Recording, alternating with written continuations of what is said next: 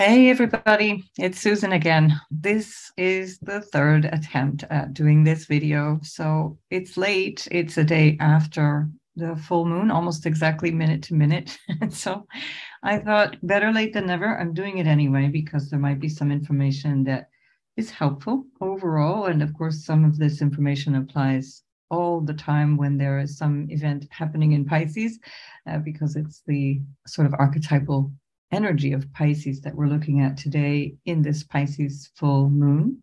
The moon is still full. It's a period of about 3 days. So it's actually, when you see it in the sky, even 2, 3 days before and 2, 3 days after a full moon, it appears to be full. Although there's one particular moment where we can call it a 100% full moon. So this period is still relevant to this full moon, I'm going to say, just to make myself feel better about getting this to you late. So let's have a look at this full moon because it's incredibly poignant, very interesting, particularly given the recent death of Queen Elizabeth. Pisces is an emotional sign. There's an enormous sensitivity in Pisces. The energy of Pisces is somehow all-pervading. It's like the sum of all of the 12 signs. And Pisces is known for being extremely sensitive, very feeling, and particularly intuitive. Not so practical, not so interested in the world. The Virgo energy, the polarity of Pisces, is super practical, very focused on details and assessing and weighing and measuring, understanding things in this more material world, which doesn't at all mean that Virgo is not spiritual. It just means that the approach to the world is very pragmatic, very, very functional.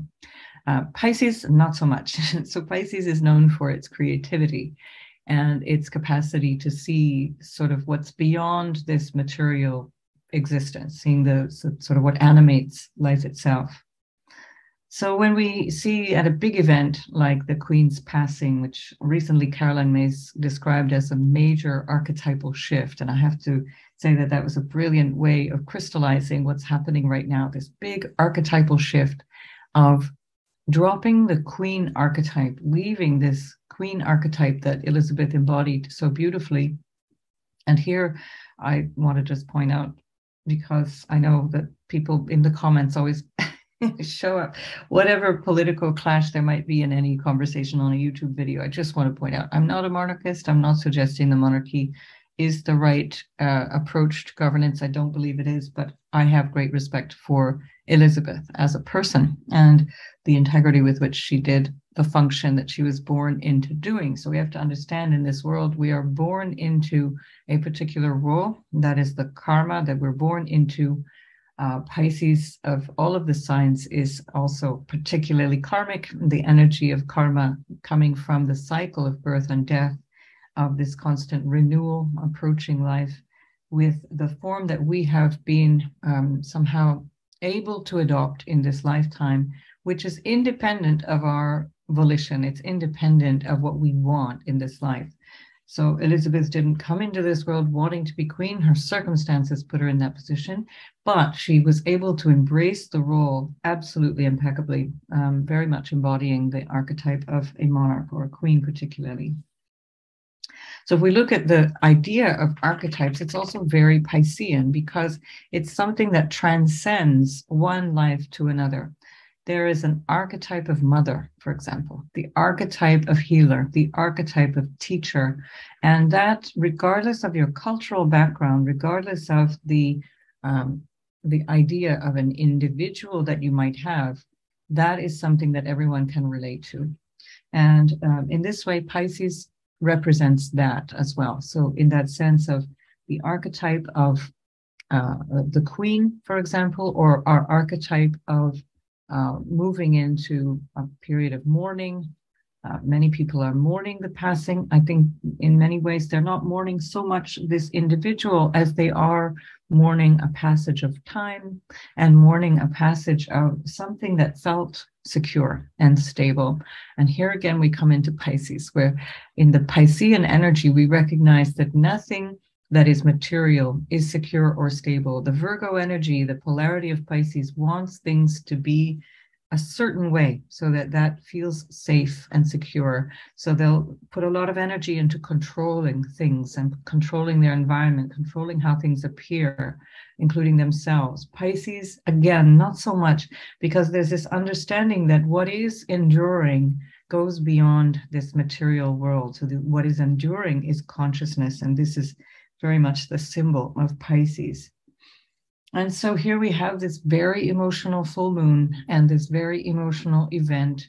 There's not one country around the world that has not somehow responded to the death of Queen Elizabeth. That is the impact of this one individual's life, of course, born into an institution which at the time had an empire across the globe. So again, a very unusual life, a very unusual circumstance, but nonetheless, now in a crystallizing moment, which happens to be reflected in this Pisces full moon so beautifully, we are now seeing sort of laid bare all of the emotions around that. And that includes the emotions of the colonies. You know, I grew up myself in Canada. It's a colonized country. My family were colonizers on my mother's side, 16th generation Canadian, going back to the early 1600s. And so there's an energy of that as well. It's like all of this karma we have to live with. We have to experience this. We have to understand it. We can't change the karma of the past. We can change the karma of this lifetime. What are we doing in this lifetime? How are we behaving? How are we acting in this lifetime to rectify or rebalance or somehow improve the karma that we were born into? So again, a very emotional time for everybody around the world. I suspect that this is going to be very much the theme of this cycle of the Pisces full moon, because now we're in a 2-week phase. This is the waning phase. Now we've had the 2 weeks of waxing from the new moon to the full moon. Now we're in the waning phase where this karma resolves, this temporary, momentary situation resolves over the next 2 weeks. Which doesn't mean it finishes. It's just resolving this particular emotional tension over the next 2 weeks. And so we're finding this resonance very, very strongly in the astrology. So it's really interesting when we start to understand the rulership of Pisces. Jupiter is the ruler, and Jupiter is about wisdom. It's about knowledge and wisdom that is beyond intellect. So Virgo is ruled by Mercury, which is about the intellect. It's about the day-to-day mind. It's the mind that we use to communicate, like I'm doing now. It's the mind that allows us to add up numbers and calculate things and process language and process symbols. But Jupiter is beyond that. It's about knowledge that comes from a knowing. Gnosis is the Greek word, which is cognate with the Sanskrit word gyan, which is knowledge, wisdom. And this knowing comes from beyond a thing that you may have learned. It's something that you understand. It's like a penny dropping that you just get it. You just get it. This is the aim of any spiritual practice, is to get to that point where you have a full understanding that bypasses the intellect. It's not sort of analyzing the ideas, but it's really truly understanding. And what are we understanding? We're understanding the nature of life itself. We're understanding our interconnected nature, this Piscean idea of unity, Piscean idea of consciousness which transcends all life. So the permanent nature, the permanent thing that Pisces understands about life is that consciousness. Sometimes it's connected to the energy of Shiva, also the energy of Christ consciousness. So Pisces is related to these energies very strongly. Shiva in the form of Nataraj, the one that you see dancing with his dumru, with the drum, beating the drum of life, the heartbeat of life itself, in the ring of fire. So this symbolizes that beginning, the sustenance, and the end, the Brahma, Vishnu, Shiva triad that is about life itself, this constant evolving life itself. Whenever a big figure dies, especially somebody who has been so much in the media and in our hands, because growing up in Canada, again, for example, the Queen is on our currency. You can't make any kind of transaction without involving the Queen somehow. That is the power of authority that is invested in that role of the head of state. That includes Australia, it includes other countries that have the Queen. I think there's still 14 that have the Queen as the head of state, and of course the United Kingdom being the main one. So the Queen is very much in that energy of all-pervasive presence. And when something like that goes, it's quite earth-shattering. It's a bit like an earthquake kind of energy where what you thought was a foundation, a reliable foundation, is no longer there. You know, it's equivalent to an event of war or any other event of destruction. So here we have that energy of Shiva. This is the energy of Pisces. It's the end of the cycle. It's the end of something. And by definition, it's the end and the beginning at the same time. So one thing ends and another thing begins. And the important thing is not to stay in the Virgo polarity of recognizing, yeah, this is this thing, this person, this symbol, this whatever it is, this economy that is ending. It never had a reality to begin with. So we can't fixate too much on that. Well, we recognize that it's always in flux. It's always transforming. It's always moving into something else. And that Piscean energy allows us to see that. This is always the two sides of the coin of the beginning and the end of something.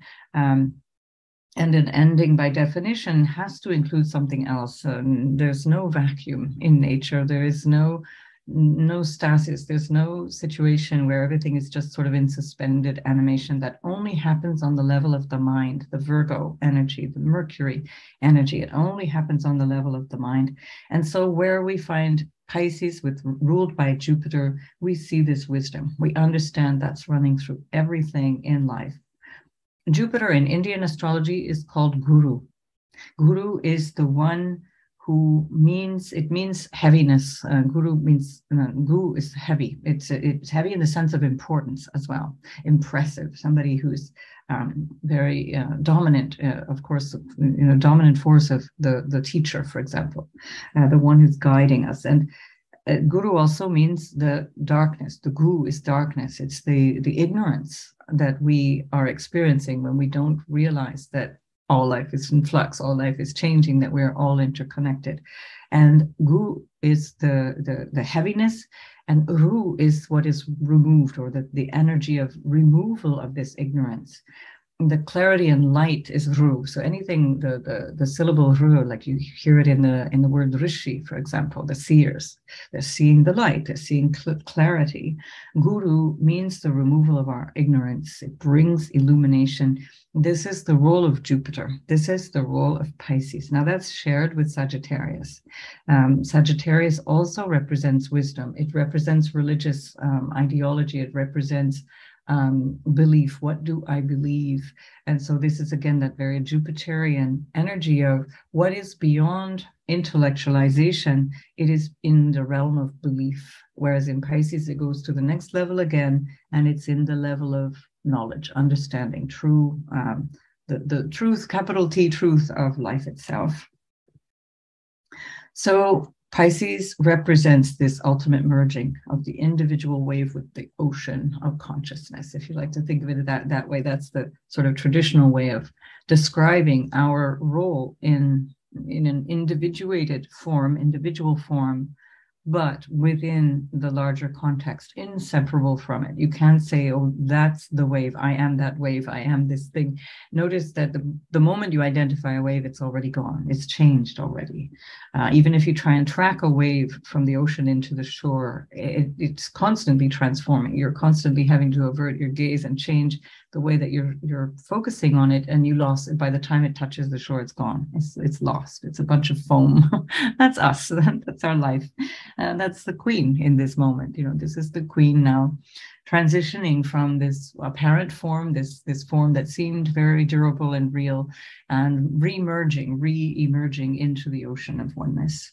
So this is something that if we understand fully, we really can live more happily in our lives. We can really start to understand this is the true nature of life itself. This is the nature of wisdom, and living through wisdom is a life of much more peace, much more It's just a life that is easier to live. It doesn't mean you're stepping away from life. That's not stepping away from these Virgo things of practicalities and sensibilities of everyday life.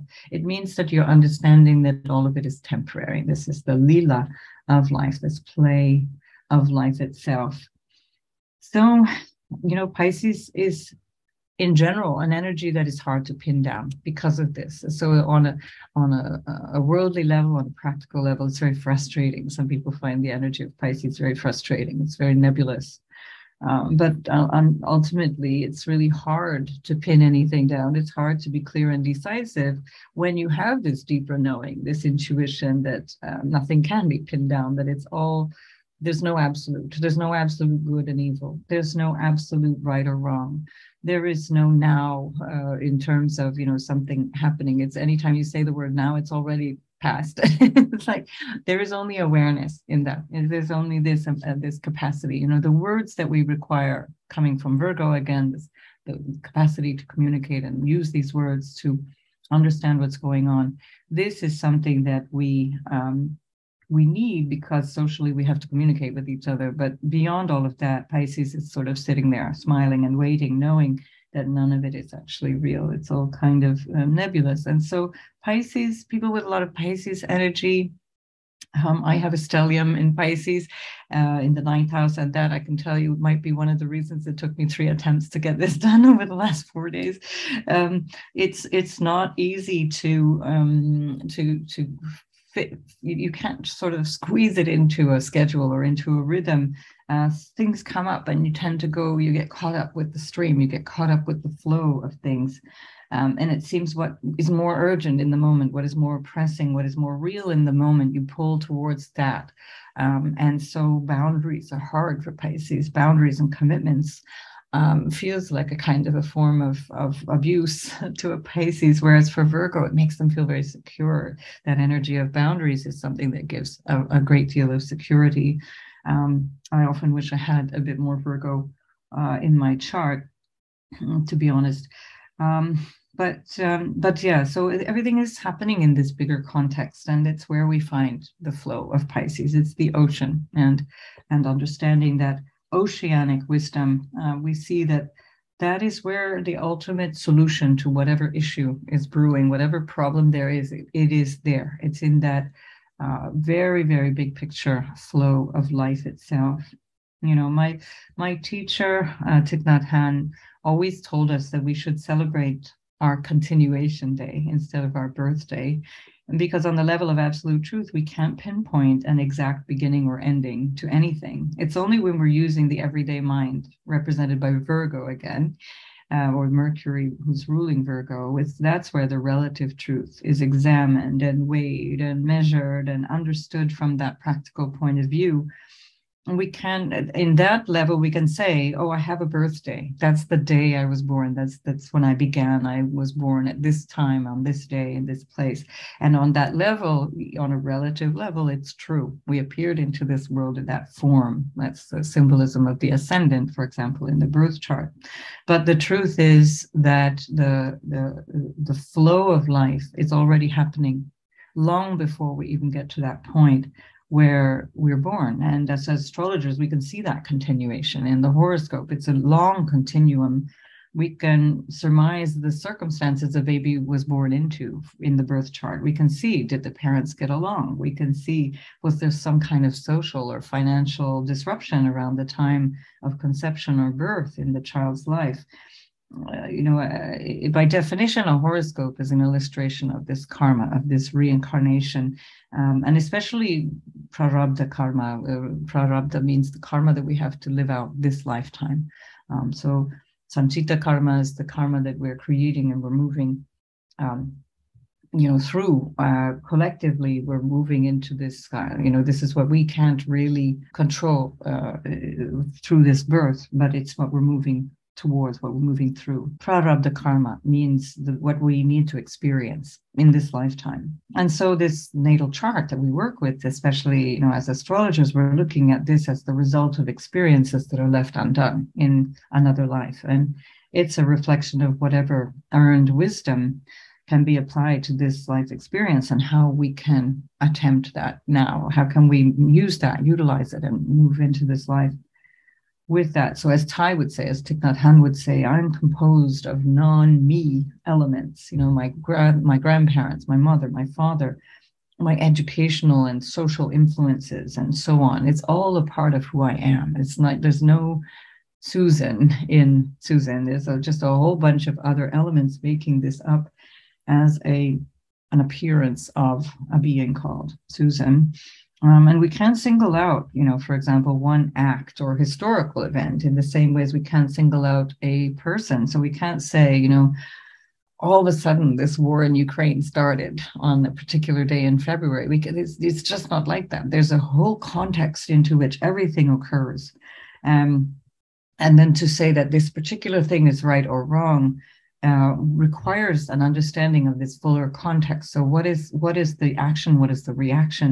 We have to keep going back and back and back. And then we start to get tangled up in time, because the time is the limitation. The time and space dimension is the limitation of this Mercury analytical mind. Whereas in the Piscean energy, we see this bigger picture. Again, this lila, this play of the universe, this kind of ongoing thing that's happening, that is giving us this capacity to really understand, okay, now there is some big picture thing happening that we can't fully grasp, we can't fully understand it. There's a whole lot going on behind anything that we can see on the surface of life, and we cannot possibly fully judge that or analyze it or make a verdict based on what we see. And this is, I think, what the original Christian message of Judgment Day was. It's that we cannot judge as individual human beings. That's become this kind of notion of judging as finger pointing and moralizing. I don't believe that that's the original meaning of that in the Christian teachings, the original teachings. I think the meaning of that was very much aligned with this. We cannot possibly know the immensity of what there is to know, to understand any particular circumstance, any particular thing. And so how dare we judge it? How dare we say this is right or wrong? We don't have enough information. And so in the dualistic sort of Christian approach, which is that there's some God, some floating, disembodied God floating around, and we are separate ignorant beings, then that role of judge is given to this disembodied, potentially male fatherly figure. In the Piscean way of looking at it, which is, again, like I mentioned earlier, very similar in this Christ consciousness way of looking at it, we don't know enough, and therefore we suspend judgment. Of course, we have to take decisions moment by moment based on what we think is correct, but we still have to hold that understanding that we don't know everything. And this brings humility. And humility is a very big word in the Pisces-Virgo axis. Humility, service, being of service, which is, again, as I tell my clients, make sure you distinguish the difference between being of service and being in servitude. That victim martyr energy is also there. Again, the symbolism of Christ. The idea that you should sacrifice yourself for someone else is also very Piscean. The Virgo, again, same kind of energy, but the Virgos tend to act and try to correct, try to improve, try to fix, try to intervene, try to control, where Pisces is much about more like letting go, let it happen. Let somebody walk all over me. Okay, fine. It's all good in the end.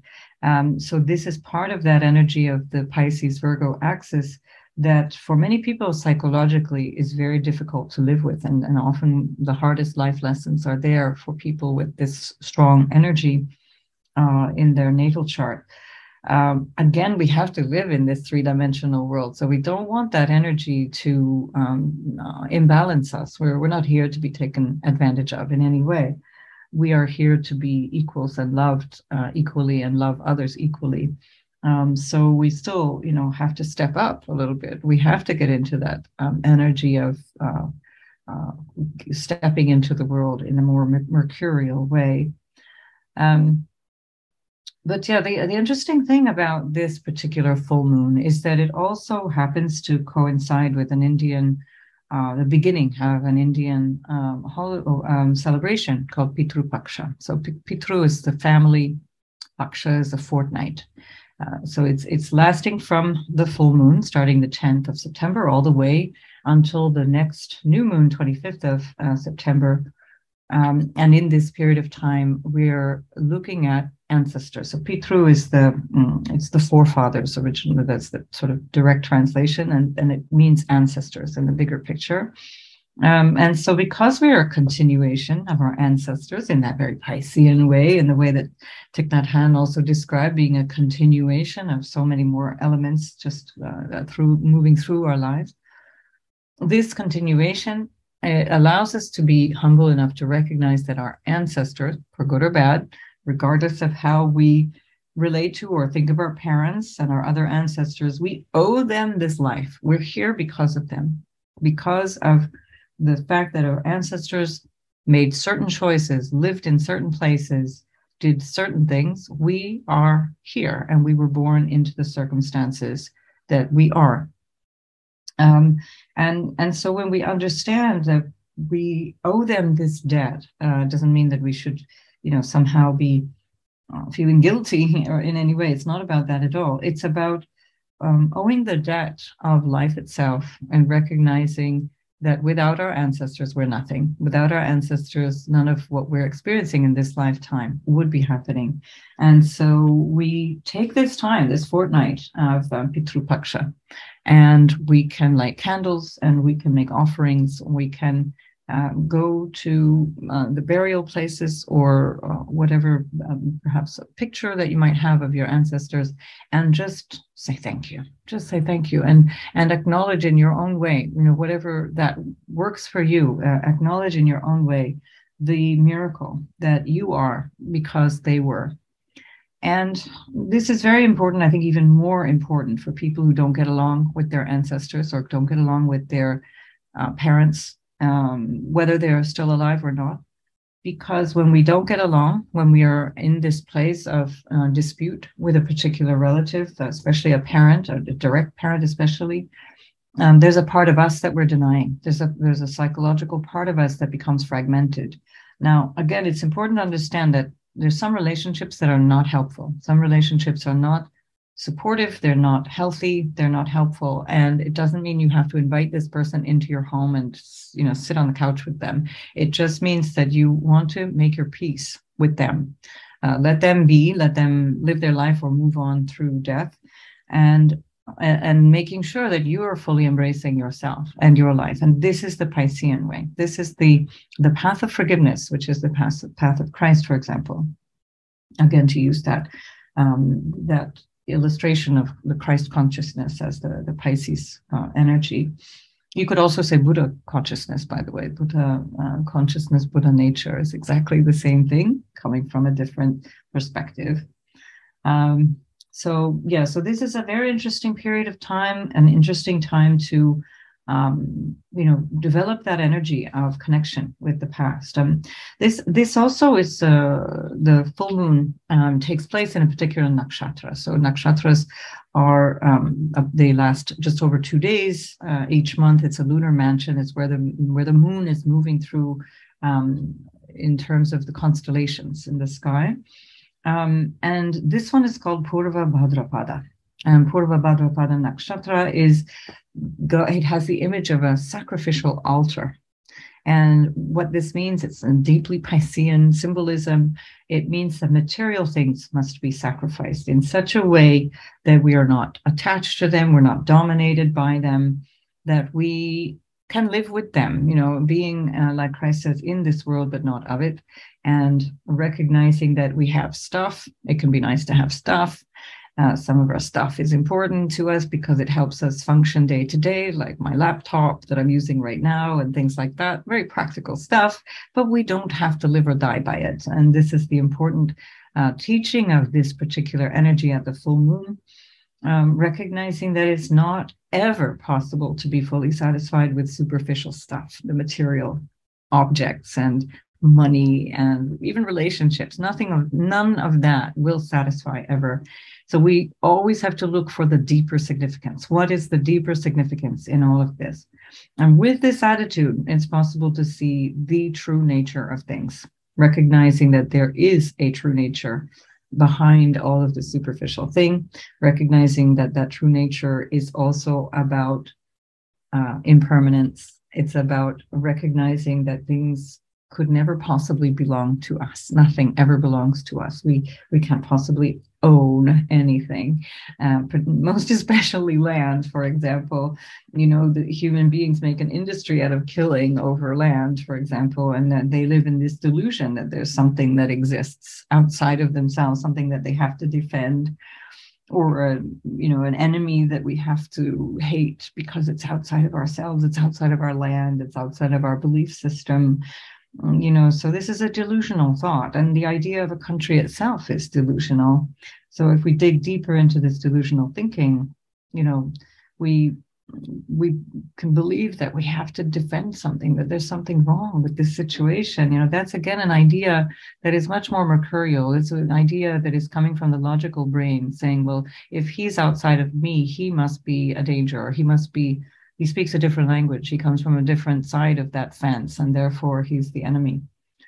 This is kind of crazy. I mean, when you just give it a couple of seconds of thought, you realize this is just really crazy. This is notions of the motherland or the border, the way of life, the good guy versus bad guy, all of this stuff. It's all part of this huge delusion under which we're kind of daily living our lives. And, how many people have died, been sacrificed literally in wars based on this kind of delusional thinking. Soldiers are going off to battle because they've been told to defend their country.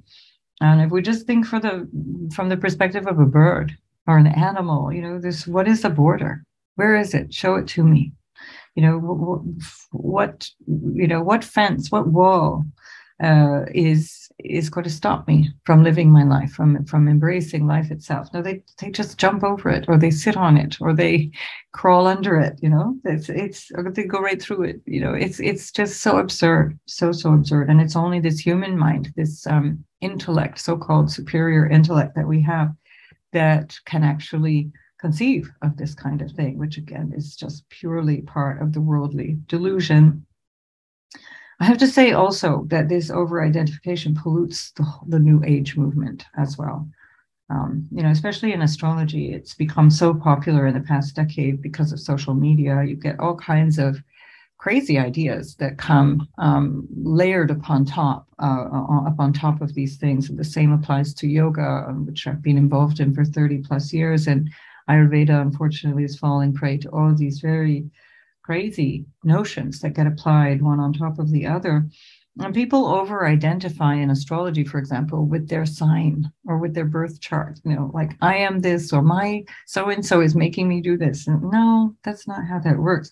So they're giving it way too much power, taking away a sense of agency and responsibility. Mercury is retrograde. And by the way, Mercury is retrograde. Mercury is retrograde, therefore everything's going wrong. Well, no, things happen and life requires adjustment. So, you can't sit back and blame other things, because again, this is the delusional thinking. We're still in this world. We have agency. We're making choices. If your choice is to give power to an idea, that the fact that a planet is apparently moving backwards according to our position on Earth. If you ask from the position of Mercury, are you moving backwards? That just wouldn't apply.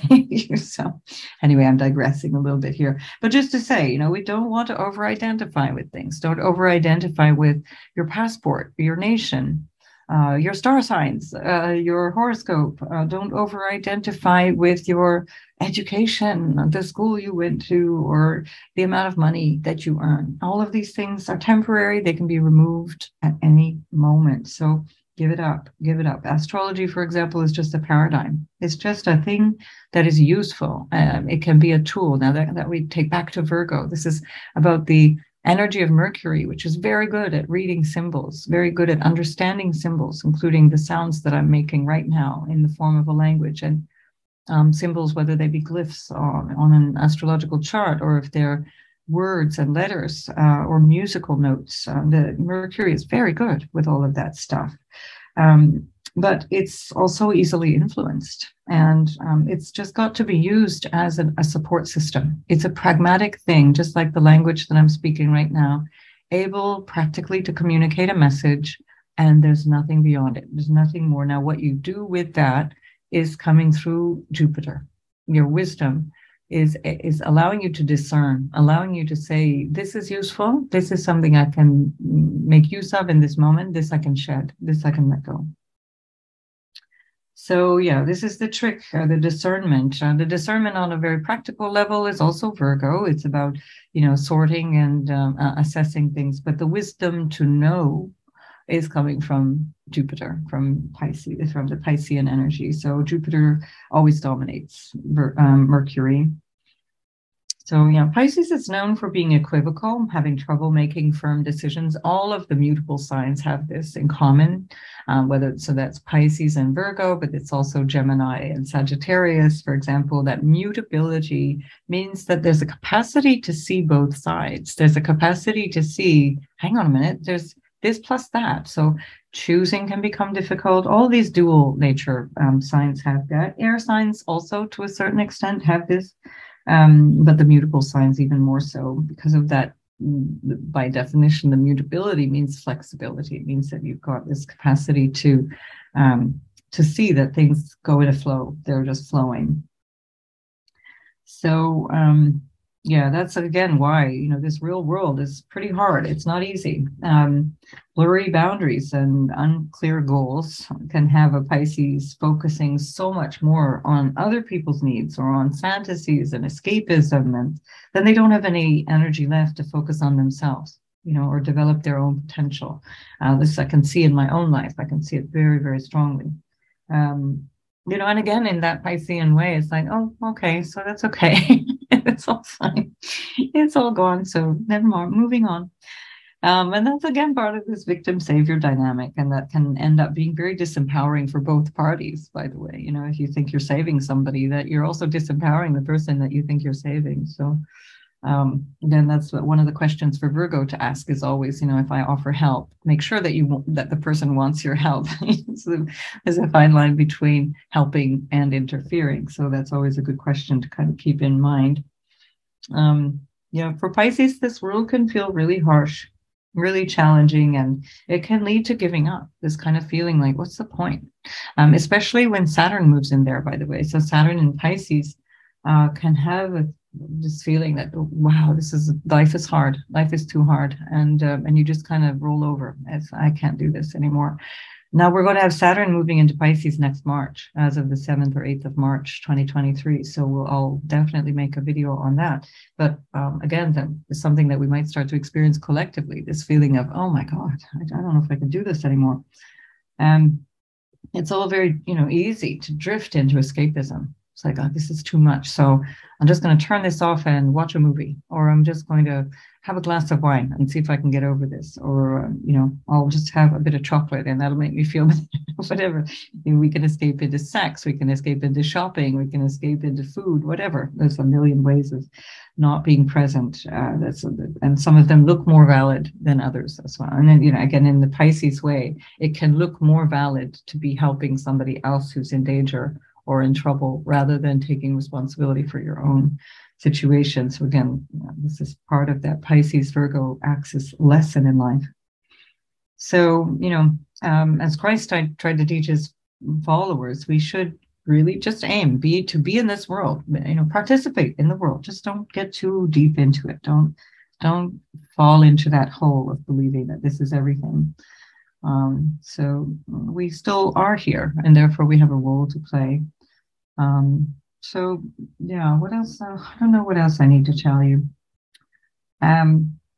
So yeah, maybe with regards to that mutability and that sense of having difficulty choosing, that can come from this doubt, again, a doubt about what is real, what is important, and so on. But it's important to remember that as long as we're in these bodies, we can see these bodies as these amazing tools of wisdom and our capacity then using this body to like a fine-tuned kind of radio signal, or picking up radio signals and transmitting them. When we use this body, we can feel what a choice feels like. And there's always going to be a better feeling choice in every circumstance. You can take any two things or multiple choices. And if you just close your eyes and go beyond the mercurial, like agonizing over the details, don't draw up the pro and con list. That's the Mercury. But the Jupiter says, what do I know? What do I know? How do I know what is going on? How do I know? I feel it. I feel it in my body.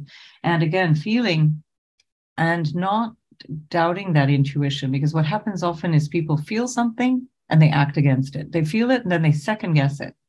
The body's telling you very clearly, don't go there, don't go back to him, or don't do this thing, or don't buy that thing, don't spend that money, or do spend that money. And then we override it with the mind, the Mercury.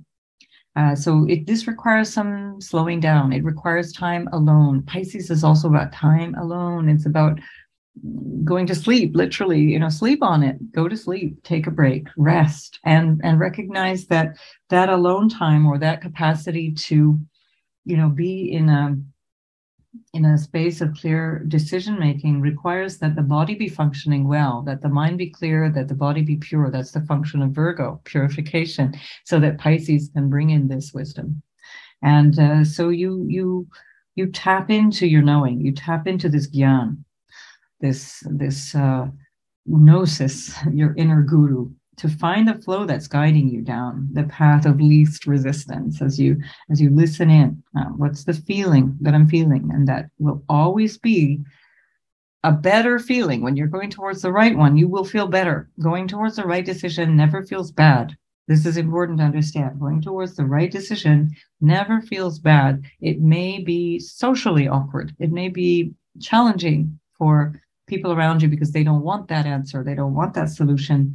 But we have to let go of the struggle and the resistance to people please. Again, Pisces energy, to please other people at our expense, the sacrificial energy. On the one hand, fine, if you want to put yourself up on a cross and sacrifice yourself, believing that will improve the lives of others, that's fine. That's a choice too, but it's not necessary. This can be done in a way that you can continue to walk clearly on your path and still bring loads and loads of benefit, often by modeling that kind of behavior to other people as well. So you practice moving through your life, based on this inner wisdom. And it definitely won't make you less productive, for sure not. It'll allow you to act with so much more ease and so much more grace. So yeah, if we just are not focused on our own inner energy, we're missing out the real genius of Pisces. We're missing out the real gift of Pisces, which is intuition and knowing, really knowing. Again, Pisces again equates sleep, but as also that ultimate sleep. It's like the sleep that we never wake up from, death. Pisces symbolizes death. So again, if we're thinking about our ancestors, going back to that notion of Pitru Paksha, that we're moving into this fortnight of the ancestors, thinking about Queen Elizabeth's death, and death being very much on everybody's minds at the moment because of this very ceremonial passing of life. We know that, people who have died and come back, I myself had a near-death experience, and it's a very interesting thing. I didn't have an encounter with people that I knew from the past, but I know many who have gone to the other side have then come back for whatever reason to life, to this life, and they come back telling stories of having met their ancestors. They've met their mother or their elder brother who died before them, etc. And those people are waiting for them on the other side, waiting to guide them on. So our ancestors have never left us. That's the important thing. And perhaps I'll leave you with that thought. Our ancestors have never left us. They can't. It's just, where would they go? and so same thing with our teachers, our most important teachers. They've never left us. They are always there. They're always in our heart, in our mind, in our energy field, because we have had this connection with them that is part of falling into this ocean, understanding this ocean is all embracing, cannot be singular, can't be sort of narrowed down to a couple of beings, sort of like little islands unto themselves. So yeah, the highest manifestation of Pisces, I think, is this, ability to play along with this lila, with this play of the universe, with this Maya, which, by the way, doesn't mean illusion in the sense of not real. It's not real in the way that we think of it. It appears in one way. So Maya actually means the apparent reality of a manifested world. It means the thing that is appearing as real. Doesn't mean it's not real at all. That's a misunderstanding of the word Maya.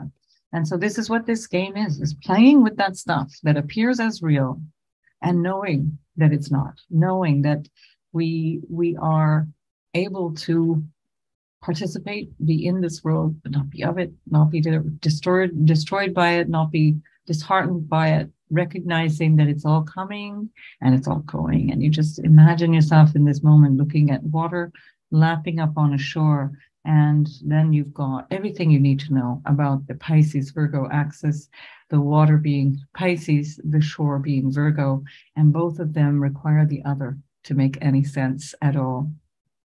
I'm going to leave this for now. I wish you a beautiful Pisces full moon and the fortnight to come with your ancestors uppermost in mind. I will do a separate video with sign by sign indications for those who are interested in those kinds of things. And I'll see you again soon in the next video.